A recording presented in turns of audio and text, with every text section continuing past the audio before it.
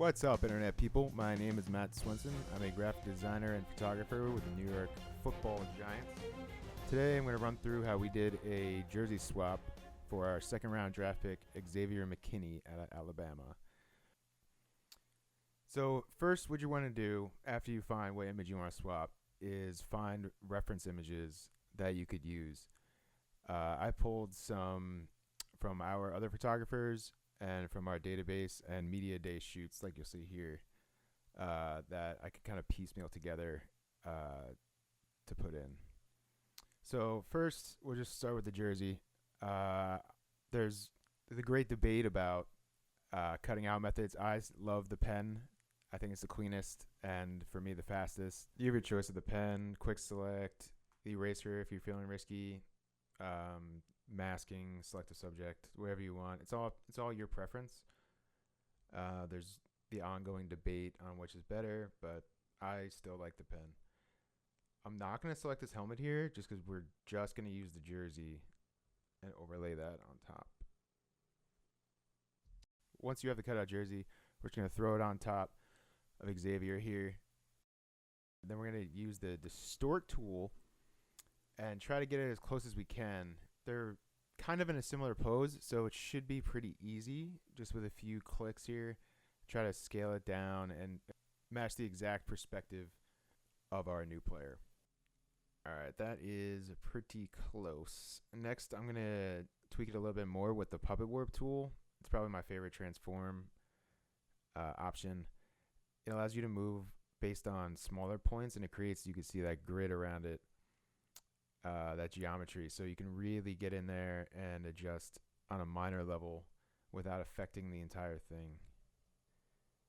So I'll go around the edges here. I'll try to stretch out the jersey as much as I can without distorting it too much. If you push it, it will start blurring, so you want to be careful of that. So just go around the edges.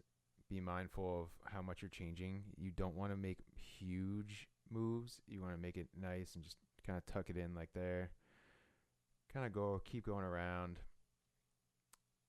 Get as close as you can. So we got it pretty close here. You can see it's starting to take shape to his original shoulder pads. The numbers on the shoulders are lining up. His chest is pretty lined up. So now it's time to move to the next step. So we picked a pretty good image here. Not much of his body is overlaying on the jersey itself, but this arm is. So I'm just going to cut out a portion of that arm and slide it up to the top. I'm going to worry about the shadow here. We're going to come back and do all that at the end. We're just going to keep working on the jersey for now. Next, I'm just going to see that overlay there. We're just going to clean that up, erase it with a mask. Between the brush and stamping, you should be able to paint in any area that you need. I always like to be safe, and I'll paint a little over, and then I'll go back and take it out. It's a little crazy, but I just found everyone will find their own way to do things, and this is just how I prefer to do it. All right, we are cooking. Let's go to the top of the jersey here. I'm going to select his head. While I'm doing this, you can notice the shadow cast by the sun under his helmet. We're going to have to match that on our Giants jersey, so it's good to have isolated objects just in case you need to match shadows. While I'm doing this, side note, name your layers. I'm guilty of it as much as the next person, but trust me, when you get further and further into a project and you have layer 15 and layer 30 and you don't know which one's which and you can't click out, it pays off. So we're going to have some missing information here. So we're going to use the stamp tool and kind of paint in the areas that we need. When you're stamping, it's important to select something close to where you're painting in. You want to match the lighting, textures, wrinkles, whatever in the jersey. I'm going to pull up a reference image here of the original photo, just so I could have it side by side. So to mask the shadow, I'm just going to paint in some black here, and I'm going to blur it out using a Gaussian blur. And then we're going to throw it right under the helmet layer. The trick with shadows is it doesn't need to be as dark as you probably thought. So turn away for a second and look back, and I guarantee you'll probably have to lower the opacity a little bit. All right, I got a new fresh cup of coffee here, and let's do the fun part. We do not know what number Xavier will be yet, so we're going to make him number 1. I'm going to start stamping out as much as I can with the information on the jersey itself. Noting the light and dark areas, you can see there's kind of that 50-50 line in the middle where it goes from light to dark and more of the wrinkles there. For this, you could try to pull in a different jersey with just a single number on it, but I'm just going to try to push through here, paint out as much as we can, and try to fix it with some textures we grab later. So I'm just going to continue to paint in and stamp around as much as I can to try to erase the 2 and the 1.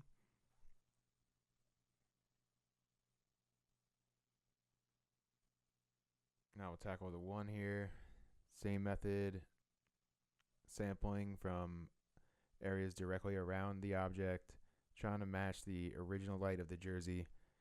I know it looks pretty wonky right now, but we will clean it up. Which makes jersey swaps fun, because every photo you'll get is different and you'll have to apply different methods. Just find the one that best works for you and for your photo. I'm going to go ahead and grab a different picture of Jabril here, and I'm going to take the 1 from his jersey, and this will be the main chest number. So I'm just going to quickly cut this out, drag it below, slap it on there, kind of tweak it a little bit as much as we can, softly mask out the edges here with a brush. Try to see if it's going to work before tweaking it any further. One thing I do like is that the center shadow on the 1 there matches up with our jersey, so that's going to make it easier to paint in the other matching shadows later to try to make it look like it's really there. So I'm just going to clean up this jammer a little bit more here, and then we're going to start texturing the side of the jersey. So I'm going to borrow the bottom of Jabril, thanks Jabril, and bring them in. Using a blending mode, I think I use Lighten here. That's going to help us retrieve some textures and match the lighting a little bit better. Notice that it's obviously darker at the bottom of the jersey. So that looks pretty good to me. Then I'm going to softly mask out the edges and blend it back with the original jersey. The bottom, let's work on the side. I'm going to pull another part of Jabril's jersey here. I owe you big time for this one, man. We're going to put that over, and then I'm going to use a couple of blending modes here and a little curve to try to match the color, and then the rest will just be painted out like we've been doing.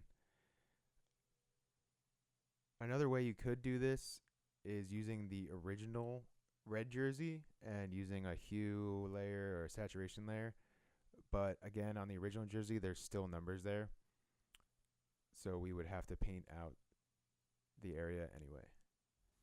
So I'm just going to use different textures. I'm just going to use those same textures and flip them around, kind of scale them down, and try to paint in some of the wrinkles that were missing there. I can see my layers are messed up already. I see layer 1, layer 2. I'm sorry.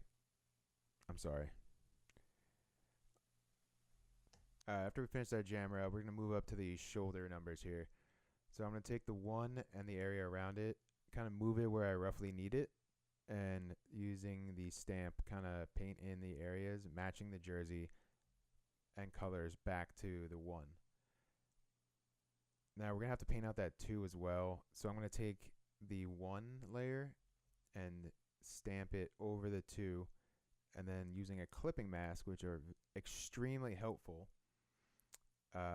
snap that back down to the original jersey. Then we're going to kind of blend it as best we can here using the stamp and masks. Trying to match the colors as best we can. It's still pretty dark. But again, at the end we can go back and fix any lighting. But it's good to get as close as you can now.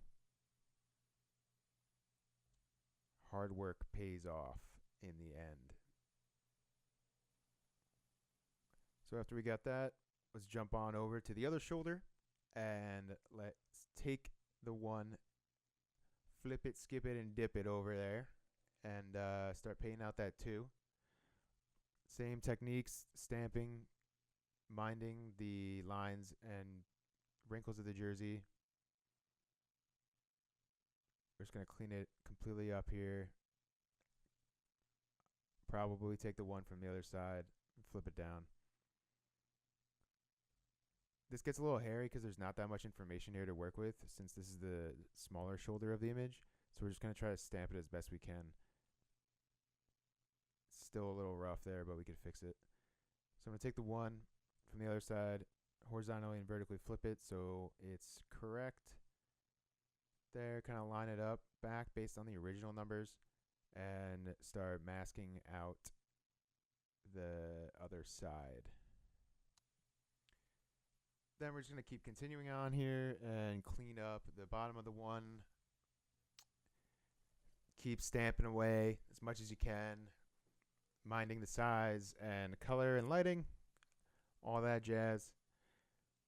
Then we're going to move it a little bit here, try to match it up with the numbers.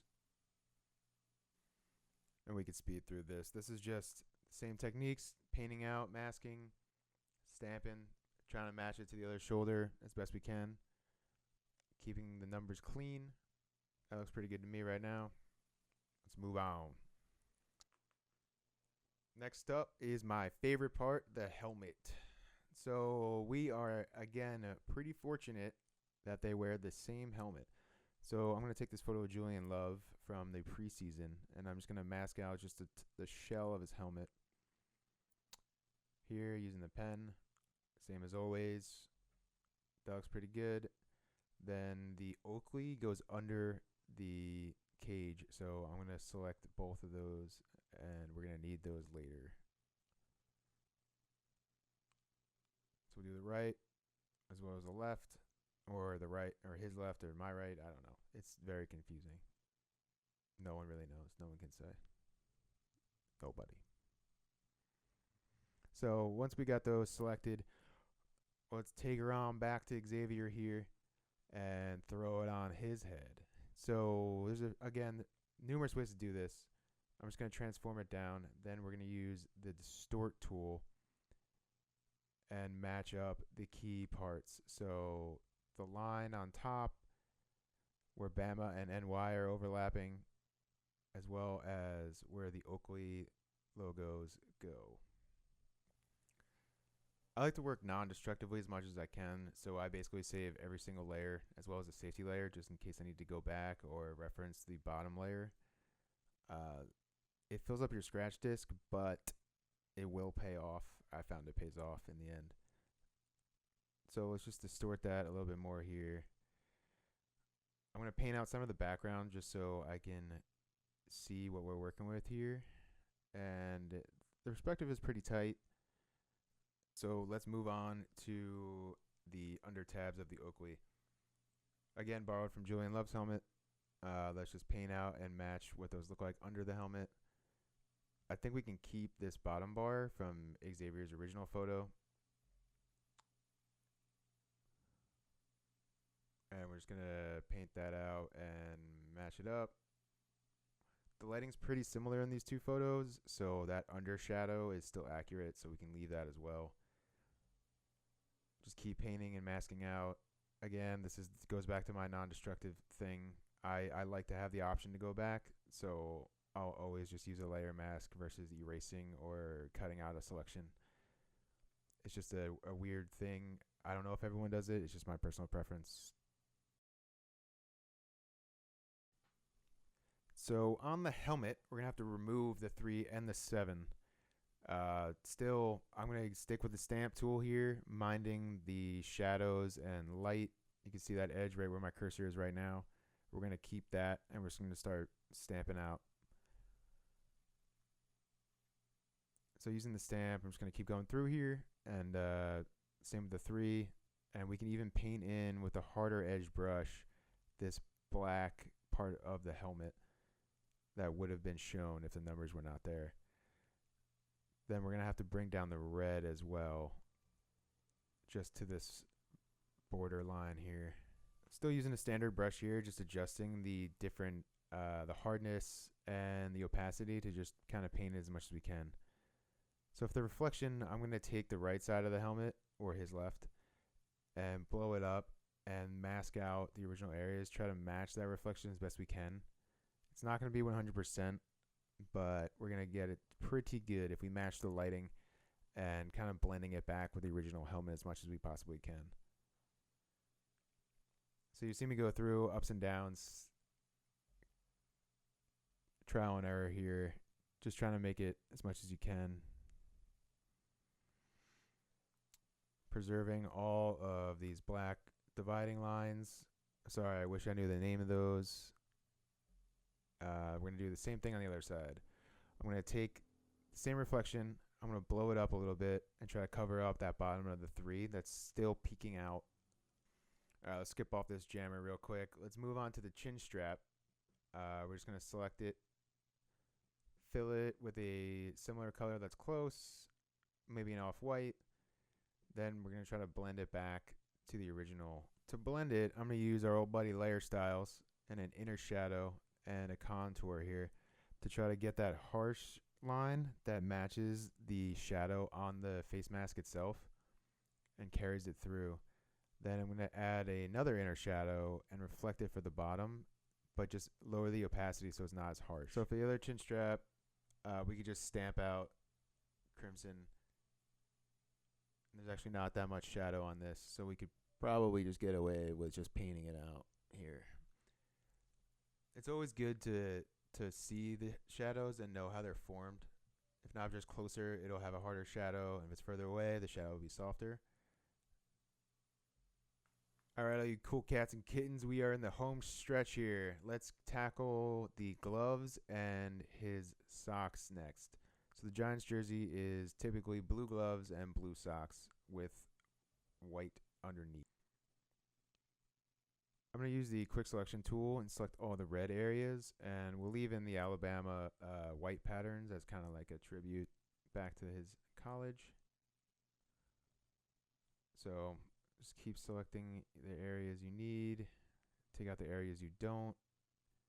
After that, we'll take that selection and we'll make a new layer, and we'll actually label it this time.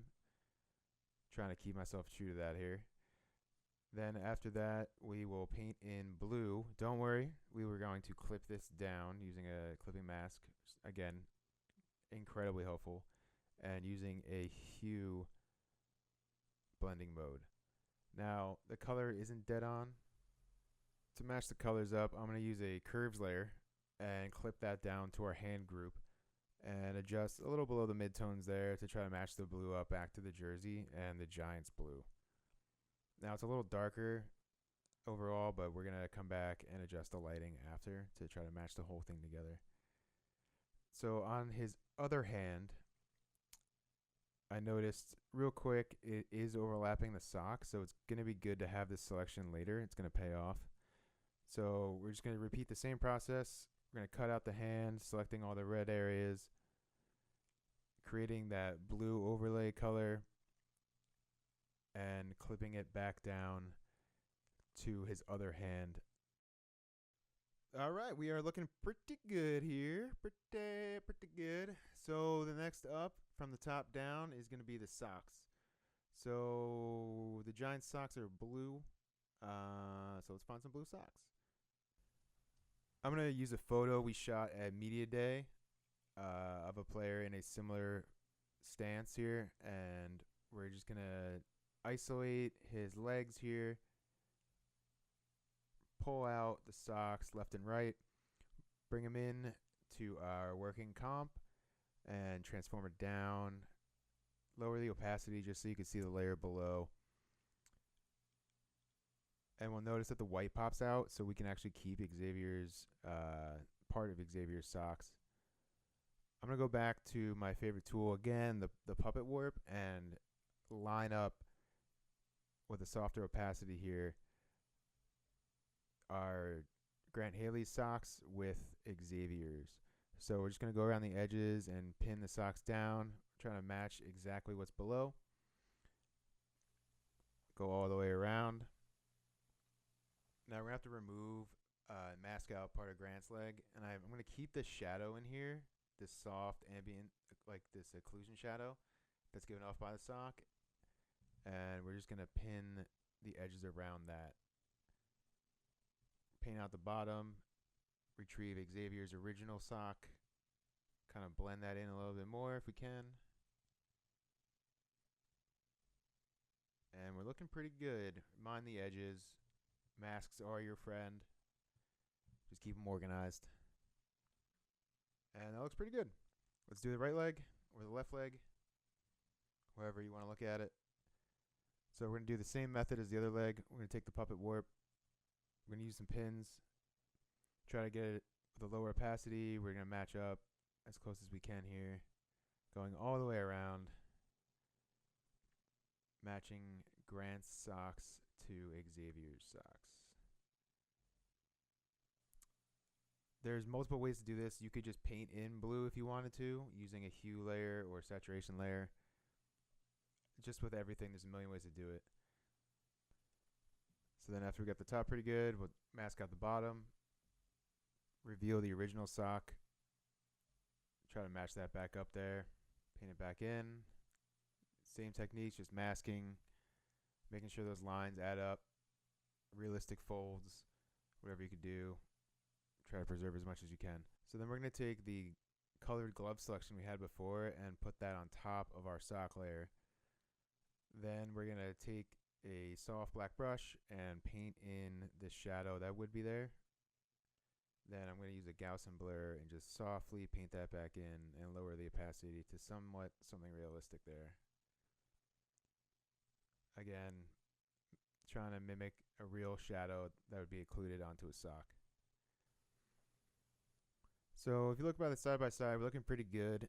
We need to rematch the helmet and add some shadows and lighting to make our final image. So if you look at the side by side here, we're missing some key shadows that are going to help sell this image a little bit more. Starting with that underarm shadow, I'm just going to paint in a soft black layer. Same technique, Gaussian blur. Soften it up a little bit. Try to match it up to the correct size and positioning. And then we're just going to fade it down to something realistic that looks good and matches our original image. So on the original image, you can see some of the stripes on the pants sticking out. So I'm going to go back to this photo of Julian Love from preseason.